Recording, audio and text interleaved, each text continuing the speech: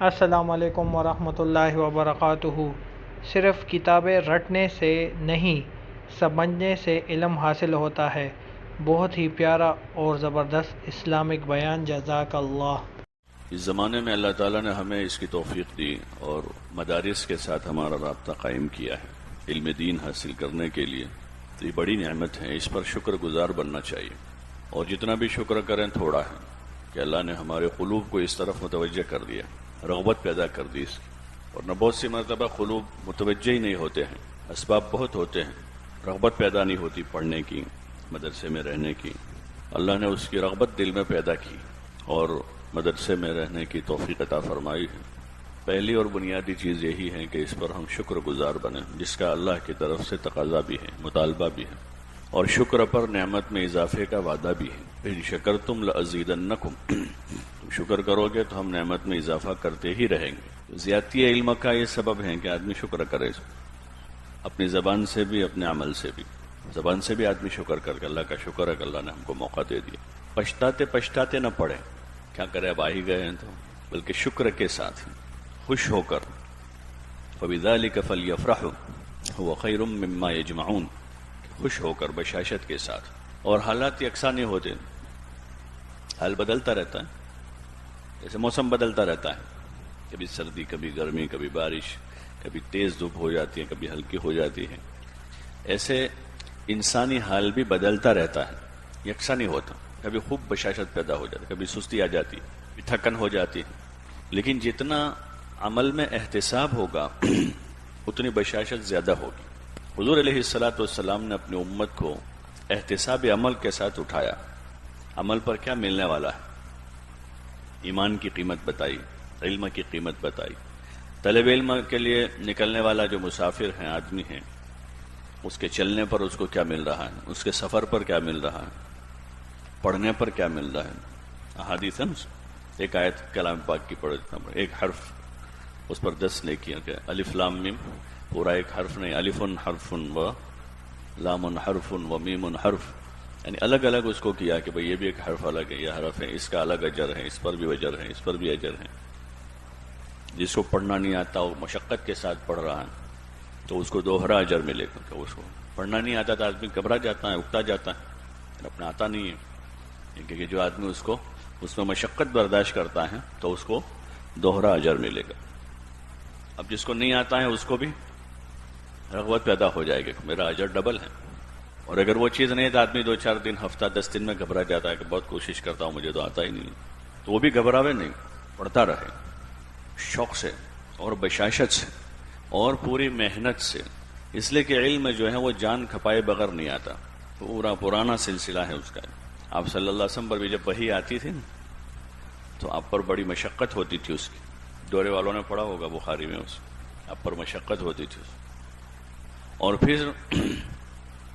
اس علم کے لیے مزید حضور صلی اللہ علیہ وسلم کتنی مشقت اٹھائی،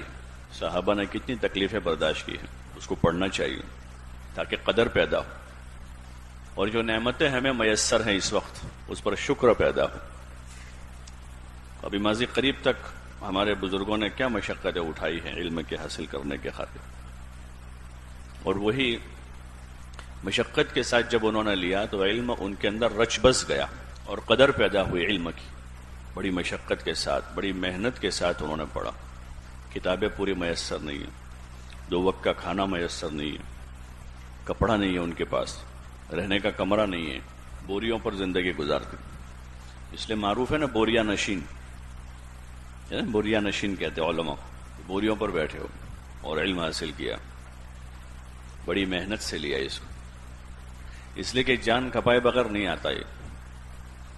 خالی دماغی ذہانت کے ساتھ حاصل نہیں ہو جاتا۔ ہاں الفاظ علم یاد ہو جاتے ہیں، ذہین آدمی ایک بار سنتا ہے یاد رہ جاتا ہے، ایک بار دیکھ لیتا ہے پڑھ لیا یاد ہو جاتا ہے، تو الفاظ علم کا حفظ ہو جاتا ہے، یاد ہو جاتا ہے، لیکن حقیقت علم جو ہے عمل کی شکل میں اصل ہے، حقیقت علم ہے، اور اس علم پر یقین، علم پر عمل اور اس پر یقین، وہی علم نافع ہوتا ہے،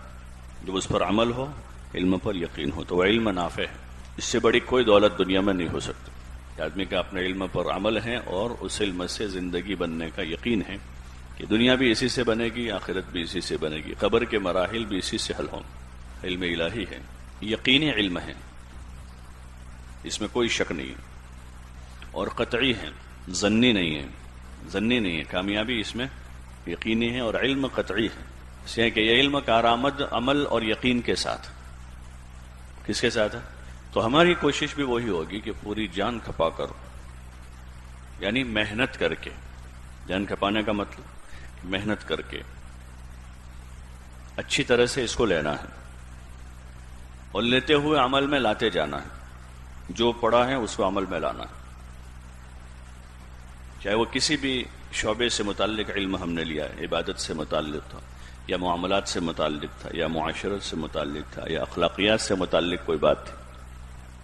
حدیث پڑھی ہم نے، المسلم من سلم المسلمون من لسانہ و یدہ۔ اب کیا کریں گے کہ آج سے ہی کوشش کریں گے کہ ہماری زبان اور ہاتھ سے کسی دوسرے مسلمان کو تکلیف نہ پہنچے۔ آج سے کوشش، عمل شروع ہو گیا کہ پہلے ساتھیوں کو پریشان کرتے تھے، جب موقع مل جاتا تھا تھوڑا کسی کو مذاق کر لیتے تھے، لیکن یہاں تو ہم نے پڑھا کہ زبان اور ہاتھ دونوں سے محفوظ رہے، تو اب وہ چیز ختم کریں گے، کیونکہ مذاق میں تمسخر ہوتا ہے، ٹھٹھا ہوتا ہے، اور کلام پاک میں اللہ تعالیٰ نے اس سے منع کیا ہے، لا یسخر قوم من قوم، اس سے تو روکا ہوا ہے۔ ایسے جو پڑھیں گے اس پر عمل شروع، اس کا تقاضا ہے۔ تو میرے بھائیوں بزرگوں، جس طرح ہم نے مولانا صاحب کی یہ پیاری کارگزاری سنی جس میں انہوں نے علم کے بارے میں بتایا ہوا ہے اور بہت ہی زبردست اور اچھا بیان ہے اسلامک، تو ہمیں چاہیے کہ اس بیان کو اپنی زندگی میں لائیں اور دوسروں تک بھی پہنچائیں۔ اسی میں ہماری آخرت کی بلکہ سب جانوں کی بھلائی ہے، اور ہمیں چاہیے کہ ہم 5 وقت کی نماز کو قائم کریں اور دوسروں کو بھی اس کی دعوت دیں۔ اسی میں ہماری اور آپ سب کی بھلائی ہے، اور ہمارے چینل کا وزٹ کیجیے، لائک کیجیے، سبسکرائب کیجیے اور بیل آئیکن پہ کلک کیجیے تاکہ نیو بیانات دیکھ سکیں۔